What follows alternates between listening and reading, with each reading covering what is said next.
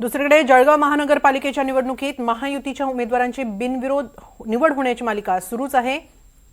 भाजप आमदार सुरेश भोळे यांचा मुलगा विशाल भोळे यांच्या बिनविरोध निवडीनंतर भाजपच्या दीपमाला काळे या प्रभाग क्रमांक 7 मधून बिनविरोध निवडून आले। त्यांच्या विरोधात असलेल्या शिवसेना ठाकरे गटाच्या उमेदवारांना माघार घेतली। तसंच प्रभाग क्रमांक 16 मधून डॉक्टर वीरेन खडके हे बिनविरोध निवडून आले। अपक्ष आणि मनसेच्या उमेदवारांनी त्यांच्या विरोधात माघार घेतली आहे। शिवसेना शिंदे गटाचे सागर सोनवणे हे प्रभाग 2 मधून बिनविरोध विजयी झालेत। त्यांच्या विरोधातील सर्वच अपक्ष उमेदवारांनी माघार घेतली। आतापर्यंत भाजपचे 4 तर शिवसेना शिंदे गटाचे 4 उमेदवार बिनविरोध निवडून आलेले। या यशानंतर महापालिकेबाहेर भाजप आणि शिवसेना पदाधिकाऱ्यांनी जोरदार जल्लोष केला।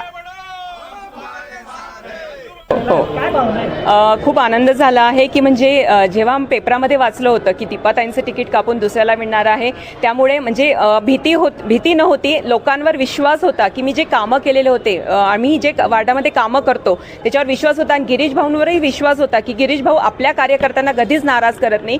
गिरीश भाऊंनी शब्द दिलेला होता तुमचं तिकीट हे कापलं कधीच जाणार नाही, त्यामुळे गिरीश भाऊंवर विश्वास होता आमचा। त्याच्यामुळे माहिती होतं AB फॉर्म हा जुळलाच जाणार आहे आणि आता थेट बिनविरोध म्हणजे बिनविरोध निघणं हेच खूप आनंदाची गोष्ट आहे। त्यामुळे खूप खूप सर्वांचे आभारी।